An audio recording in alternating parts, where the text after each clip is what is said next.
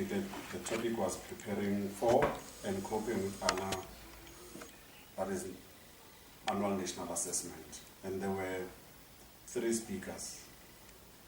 And what I liked the most is it was a first-hand information, especially when they use the foundation phase educators having to give first-hand experiences with regard to the challenges and what they've benefited.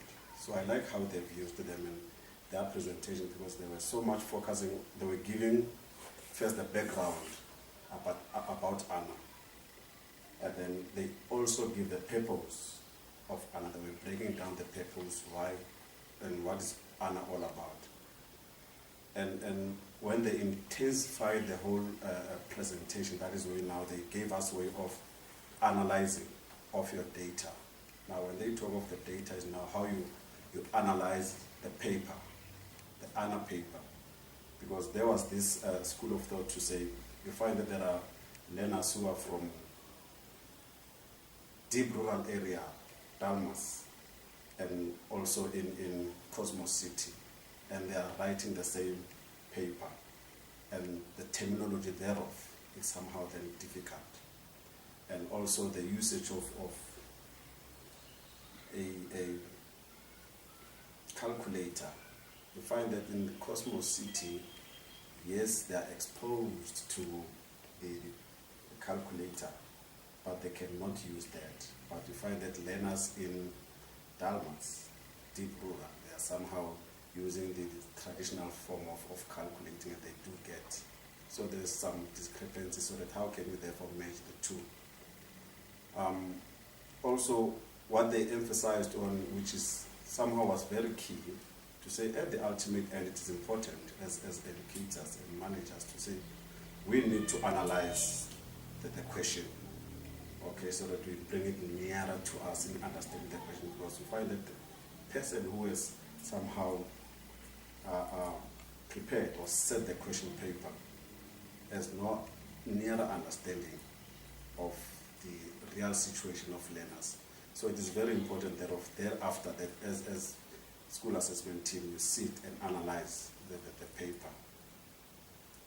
And also they made emphasis to say it is key that we prepare these learners with regard to having to write ANA, because you find that a grade 1 learner has to be exposed to writing a 1 hour question paper at the ultimate end, and he hasn't gone through the steps of writing to the time. He's not been exposed to the time of writing the paper.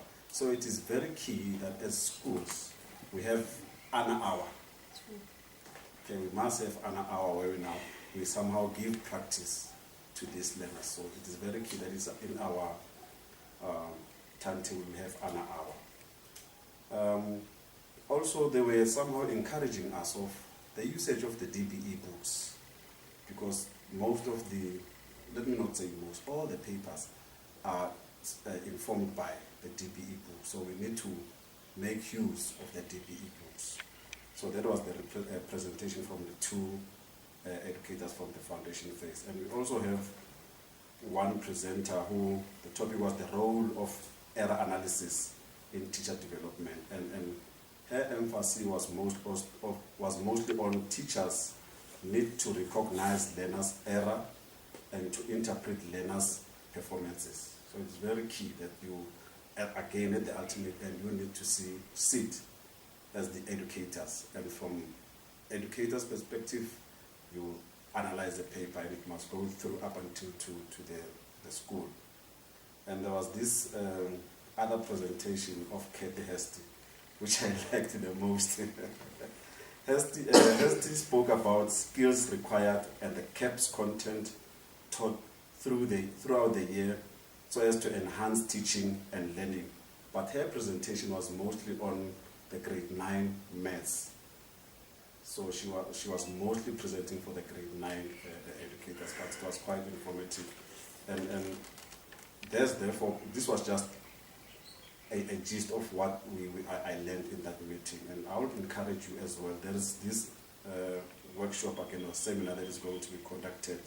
I think it's the 23rd, if my memory serves me well, of the very same month. which the topic speaks to